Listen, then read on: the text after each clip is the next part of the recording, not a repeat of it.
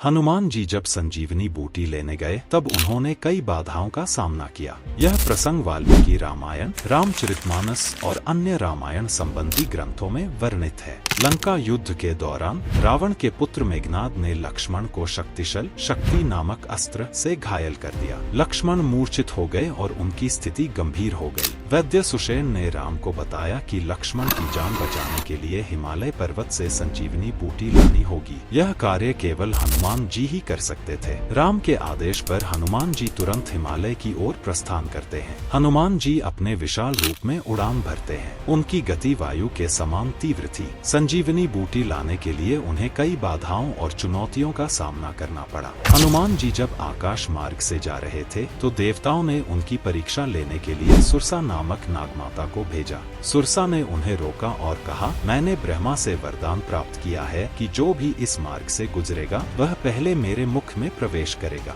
हनुमान जी ने विनम्रता से कहा, माता, मैं भगवान राम का दूत हूँ और मुझे जल्दी जाना है। लेकिन सुरसा नहीं मानी। हनुमान जी ने अपनी चतुराई दिखाई। उन्होंने अपने शरीर को छोटा कर लिया और सुरसा के विशाल मुख में प्रवेश करके तुरंत बाहर निकल आए। सुरसा हनुमान जी की बुद्धिमत्ता से प्रसन्न होकर उन्हें आशीर्वाद देती है और मार्ग छोड़ देती है। आगे बढ़ते हुए हनुमान जी का सामना सिंहिका नामक राक्षसी से हुआ। सिंहिका अपनी छाया पकड़कर किसी को भी खींच लेती थी। उसने हनुमान जी की छाया पकड़ी और उन्हें नीचे खींच लिया। हनुमान जी ने देखा कि यह राक्षसी दैत्य है। उन्होंने अपनी शक्ति का प्रयोग किया और सिंहिका के शरीर में घुसकर उसका अंत कर दिया। इसके बाद हनुमान जी ने अपनी यात्रा जारी रखी। हनुमान जी जब हिमालय पर्वत पर संजीवनी बूटी लेने के लिए पहुंचे तो रावण को इसकी सूचना मिल गई। रावण ने कई राक्षसों को हनुमान जी को रोकने के लिए भेजा। कालनेमी राक्षस रावण ने कालनेमी नामक राक्षस को हनुमान जी को रोकने का आदेश दिया। कालनेमी ने तपस्वी का रूप धारण कर लिया और हनुमान जी को जलपान के लिए आमंत्रित किया। हनुमान जी ने उसकी असलियत पहचान ली और उसे मार गिराया। अन्य राक्षस रास्ते में रावण ने और भी कई राक्षस भेजे, लेकिन हनुमान जी ने अपने बल और बुद्धि से उन्हें पराजित किया। हिमालय पहुंचने पर हनुमान जी को चारों ओर औषधियों से भरे पर्वत दिखाई दिए। चूंकि हनुमान जी को संजीवनी बूटी पहचानने में संदेह था,